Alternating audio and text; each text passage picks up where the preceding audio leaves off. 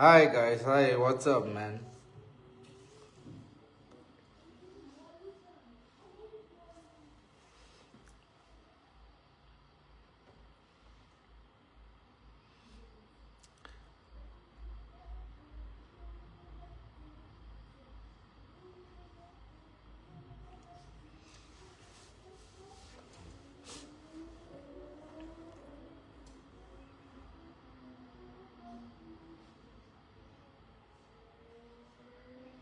Cheetos here, Martin. What's up?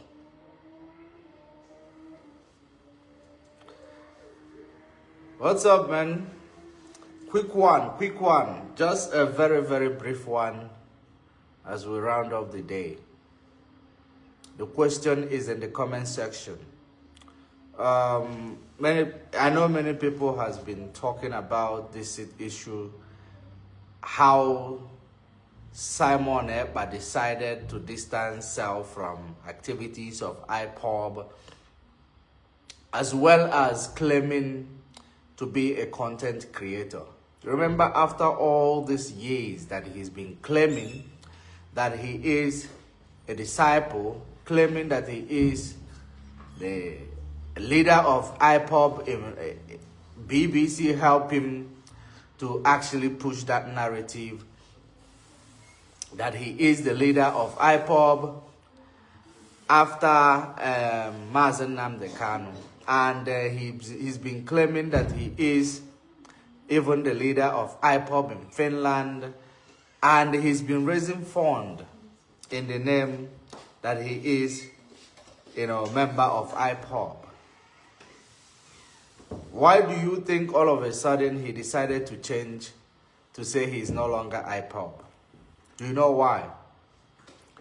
There are factors that people, don't understand. Like, there are things that people does not understand about this situation.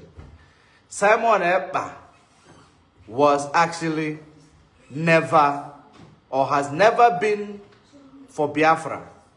Simon Ekpa has never taken it up upon himself to fight for the struggle for Biafra.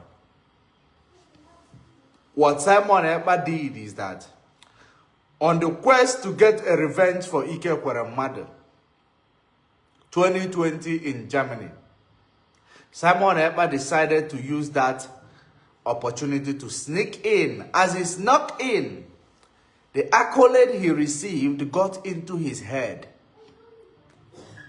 The accolade he received got into his head. First thing, the reason why he actually made himself appear as if he want to fight for you or fight for everyone for the sake of Biafra restoration was to get a revenge for what was done to Ekpa's mother in Germany 2020. As Ekpa's mother was disgraced, coming to Germany to go and celebrate New Yam Festival when people are actually dying from the homeland. And he was supposed to be a governor that is actually there to cater for people that voted for him and make him the first citizen of the state. Now, he went to Germany, abandoning the crisis at home, went to Germany to go and enjoy himself. And the people said, no, it will not work like that. You cannot have a crisis at home and you go to Germany to go and actually enjoy yourself while people are actually being unalive where you are supposed to be the leader. And he was disgraced. Simon took it upon himself to come and defend and get a revenge for Ekpa's mother by getting him under the skin of IPOB and under the skin of Mazen Namdekanu in order to make sure that he destroyed the organization to get a revenge for his politician friends, Nigeria politician friends. But when Simon Ekpa saw that there are accolades in working for working for Biafra, people will love you when you are actually shouting that you are working for them. he saw those accolades, he got carried away. He got so carried away that he started looking for what people will look for. In fact, he started actually looking for that which people desire the most. That which people desire the most. And that which people desire the most, you cannot blame those people who desire such, move, because they have been a victim of the system. So anything that is going to harm the system, people desire it the most. So that thing that people desire the most, do we have actually have had police brutality in Nigeria across, especially Biafra land? Police brutality, SARS brutality, everything, military brutality across Biafra land. When SARS will get you across 2005, when SARS catch you, from when they began work, when they suspect you, once they catch you, they can even put a broomstick. They can put a broomstick into your penis, penis, just to make you confess. Those are brutality people went through in the hands of these security operatives. So people want revenge at all cost. Then he noticed that this is exactly what attracts the interest of some people who does not have serenity to know the difference. And he started pushing that narrative. When he was opposed on that narrative, he started pushing sit at home. Now, push sit at home, hurting the people that he claimed he is fighting for. Sit at home was enough to tell everyone that Simon Ekpa has never been for Biafra, or has never, had intention of fighting for freedom of Biafra. Meanwhile, what took Simon Ekpa to Finland was Nigeria. Nigeria took Simon Ekpa to Finland in 2007 to go and do his running into betrayal. So there he decided to settle down. Of course, anybody knows that if the gate of Nigeria open, there will be no one left behind, because of how evil the politicians had turned that place to become. So he went there, he decided to nationalize and become whatever he is. And affiliated with politicians in Nigeria and has been working with them, direct and indirect, until they decided to use him to destroy IPOB in the name, because they know that as long as IPOB exists, the politicians might not have a free access to Europe in order to come and carry women and take them on vacation.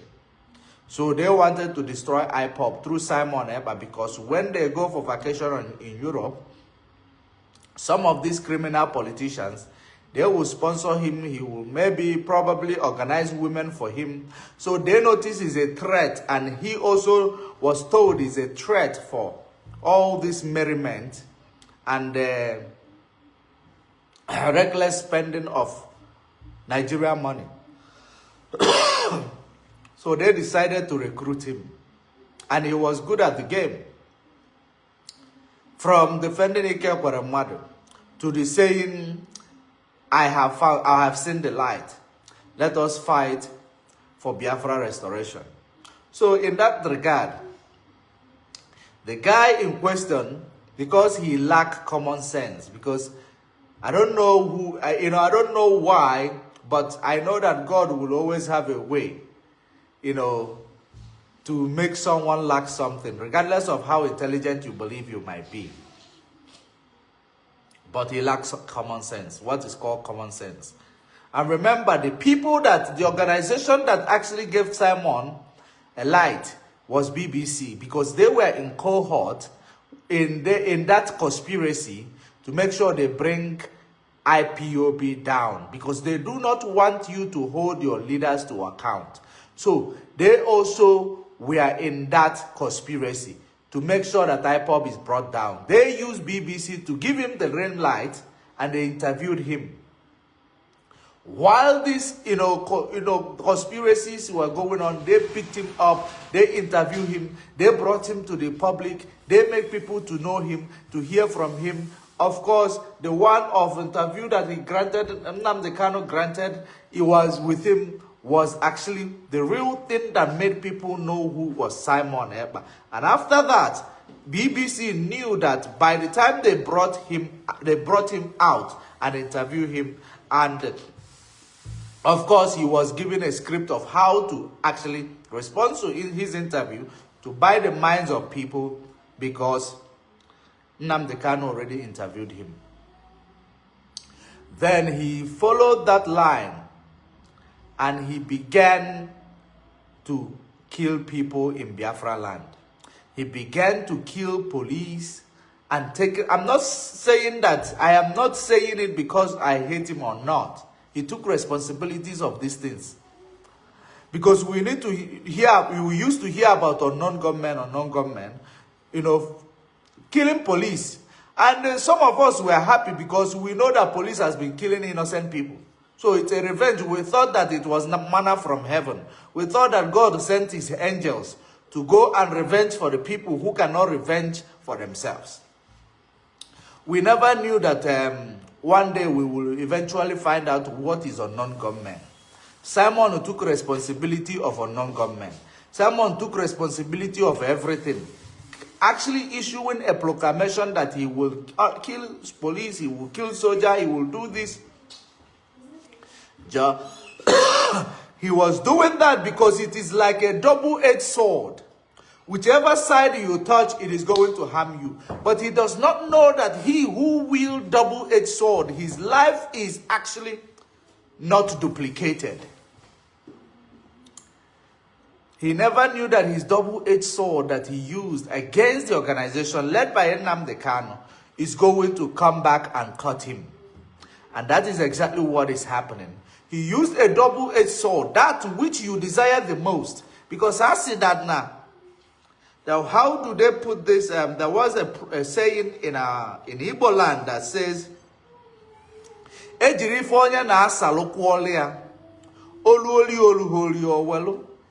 but because our people are always eager to get their revenge on police brutality,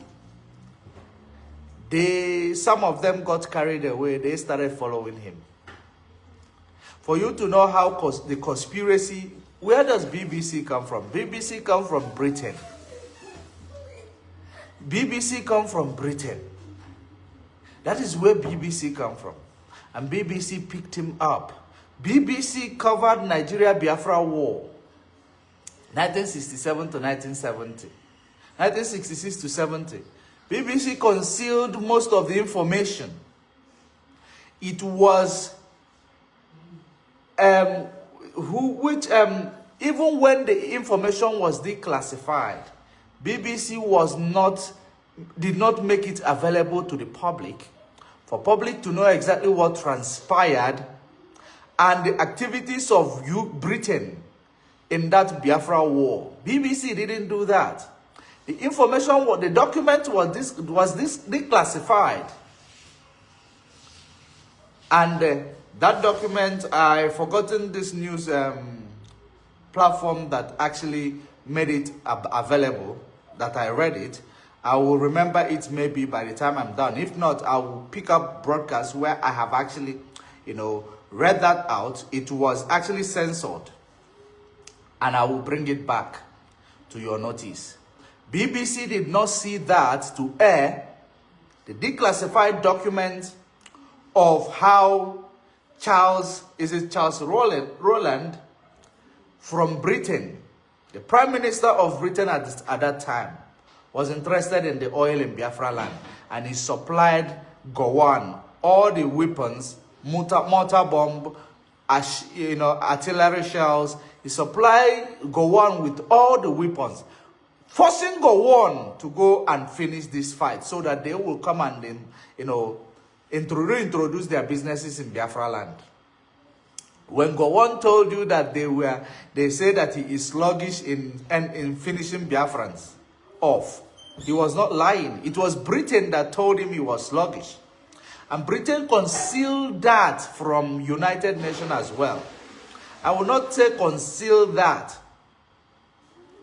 Any organization that is governed by bureaucrats, there is always a way, a loophole. So they conceal that so that they will continue to give Nigeria everything, forcing Gowon to finish Biafrans off quickly because they want to. And they are getting a lot of pressure from the international organization, international communities. Britain knows that they are the ones. It is weapons of Britain that killed more than 3.5 million women and children. And the British mind, in the name, after they saw that Biafrans were not giving up, they set up an embargo against Biafra. There was no food, influx of food into Biafra land. People started dying of kwashiorkor. So BBC is deep-rooted in everything, every history of Biafra Nigeria problem. They knew. So BBC London, before they started having BBC Igbo, BBC Hausa, BBC Yoruba, it is BBC London. That is the headquarter of BBC. So any agenda that BBC want to push, they will come from London. BBC single-handedly interviewed Simon Ekpa and brought him to the limelight, and immediately Simon took the flag and started trying to destroy everything that Nnamdi Kanu has worked for over the years. Not only trying to do that, trying to indict the organization led by Nnamdi Kanu that is recognized as a peaceful movement across, the flat. Now, BBC did all that. They didn't see that this guy they are interviewing was a problem. When IPOB said that this guy was not a member of IPOB, BBC did not call him to make that thing clear, to clarify the air. No, they were enjoying it. They enjoyed it because he was part of the script. He played by the rules of the script. Unalive people in the name of IPOB ESN, claiming in charge of ESN, claiming in charge of everything, and continue to say Nnamdi Kanu was his, under the leadership of Nnamdi Kanu, and he is a disciple of Nnamdi Kanu. Claiming he had secret meetings with Nnamdi Kanu. That has been his claim. He was claiming all that. At the end of the day, what ended up happening?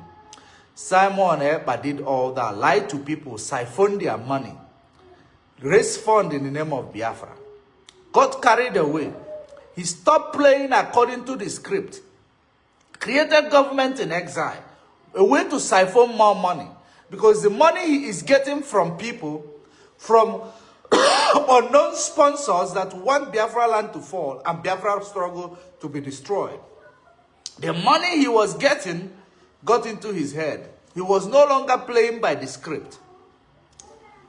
He messed up his life, messed up everything. So the true reason why Simon, you see him today saying he is never a member of IPOB, it is not because IPOB is seen as a terrorist organization across the world, because it is still a double-edged sword. When he is telling you he is no longer a member of IPOB, you would think that he is actually thinking for the sake of IPOB as he being a terrorist. No. He was saying that he's not a member of IPOB, or he was named himself a content creator because he knows that the witnesses that lined up, there are some IPOBs that are part of these witnesses. And there are some evidence that will indicate whether or not he's a member of IPOB. Of course, it goes by the book. So he noticed that it is going to incriminate him the more.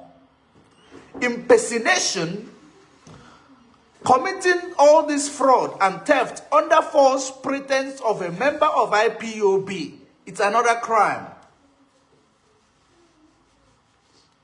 It's another crime altogether. So he's not distancing himself from IPOB because he is thinking for Nnamdi Kanu, because some of you have fish brain. He is distancing himself from IPOB because he knows it's another crime. Claiming to be a member of an organization and raise funds in the name of this organization without authorization or power of attorney given to you, it's a crime. So well articulated by his lawyer. And now, for you to know that Ekperima was playing by the script, Ekperima decided now to say he is not doing anything seriously. That everything he did was a content. Number one, his sponsors left him behind.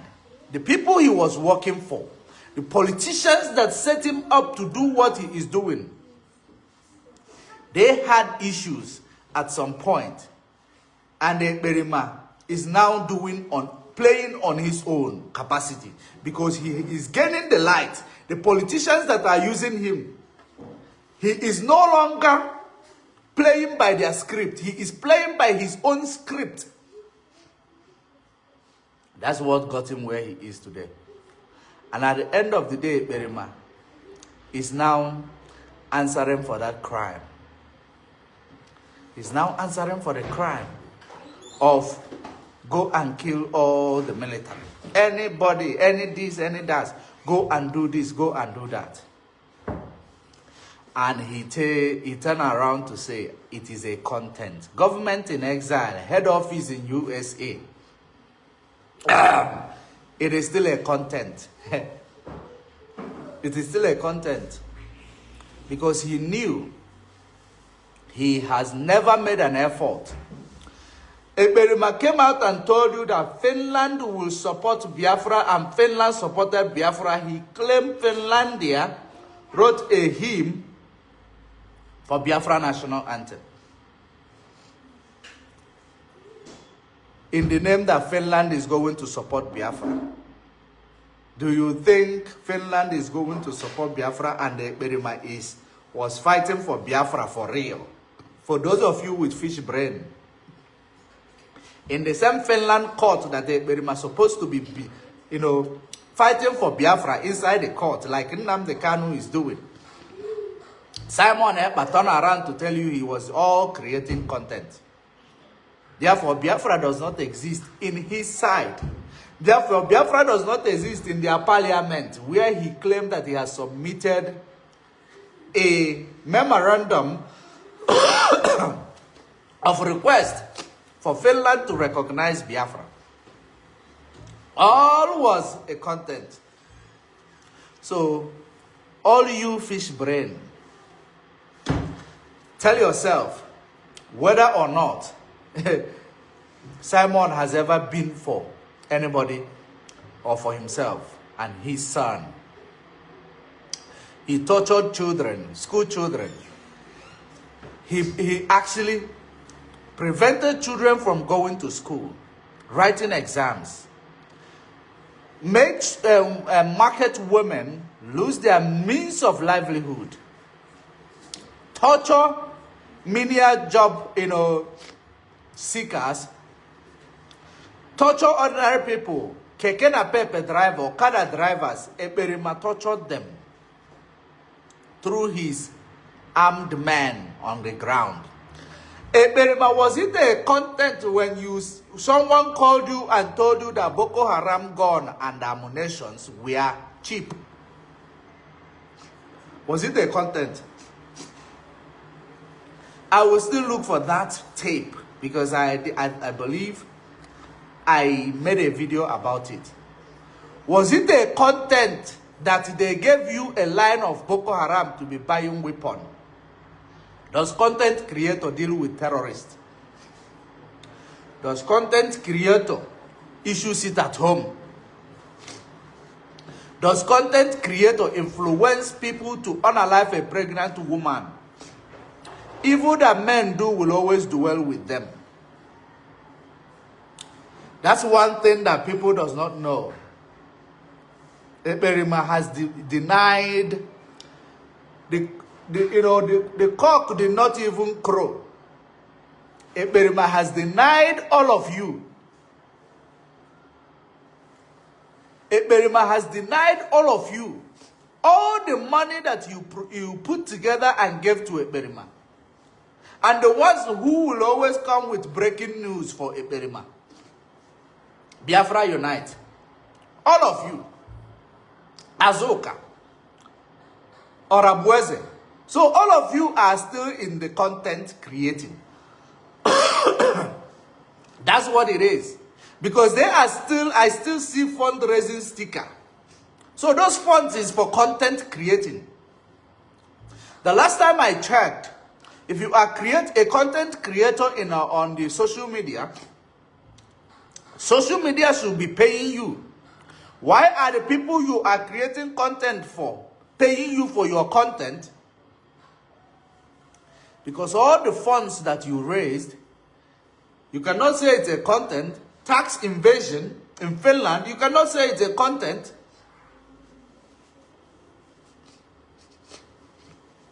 All the fund that goes into your account that implicates your account, you cannot say it's a content. Where is it coming from?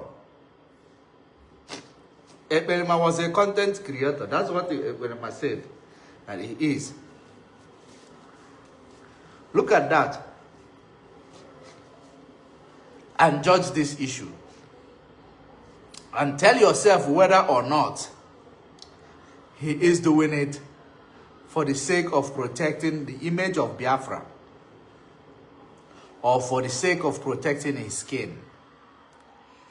Finland support Biafra, but you cannot stand in Finland court to prove that you are and you were a bona fide member of Biafra struggle.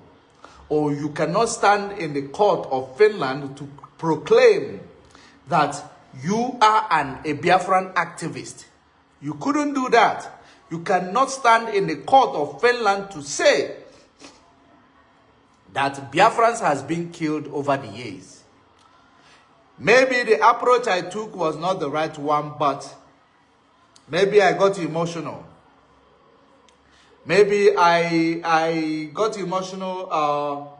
The anger overwhelmed me that I said things that I am not supposed to say. He didn't even go to that direction because he knows that it was not his intention to come out to even shout, "Oh, hey, Biafra." Because before the time he started shouting, "Oh, hey, Biafra," if you are a Biafran and you come around Simon Ekpa in Finland, you are his biggest enemy. And I have evidence, I have people who can prove that. I am a little bit under the weather. I am. I have people who can prove that.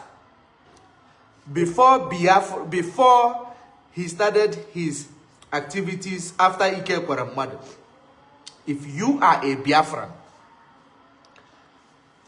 you come around Simon Ekpa in Finland, Simon will bully you in Finland.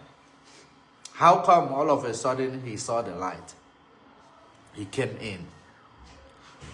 Now he got caught in his activities. He became a content creator. He could not protect that which he claimed that he's fighting over the years. Knowing that the court and the media of the whole world will be interested to know exactly about Biafra. Simon turned 360, not 360, 180, because 360 is he turn and turn face again. Simon Ekpa turned 180. and decided that he is never for Biafra. He was a content creator.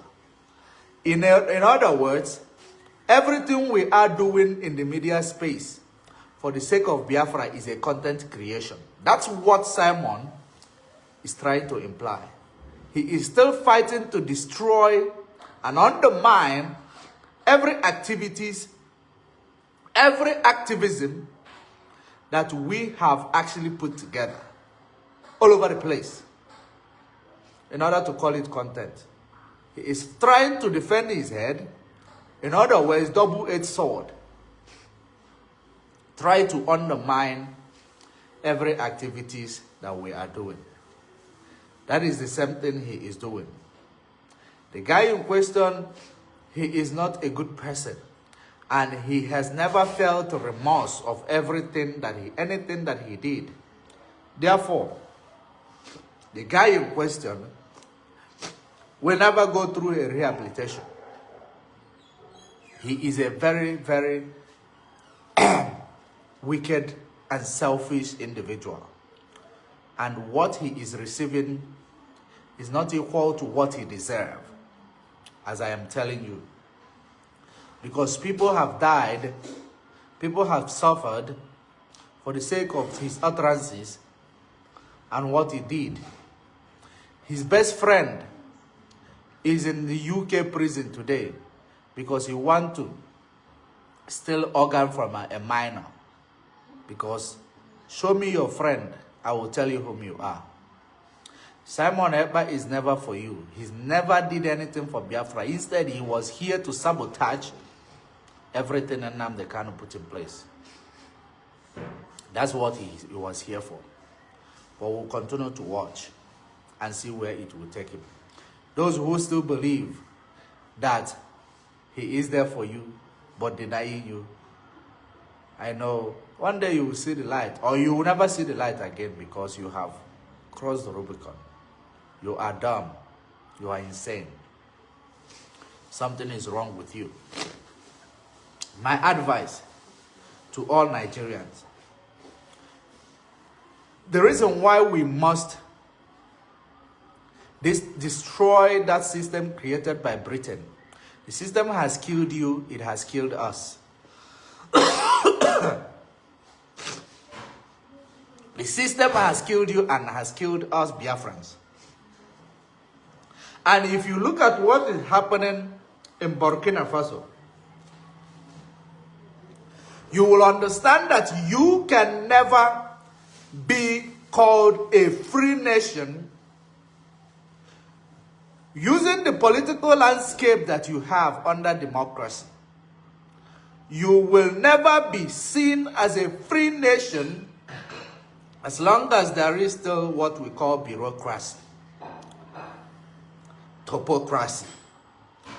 Because what you are doing is that you continue to elect the ones that systems select for you. And then there are shadow governments that governs the one you elect. You can never be a free nation because you will not be able to make decisions for yourselves. The reason why Biafra, if we get Biafra today, I am very optimistic that Biafra will be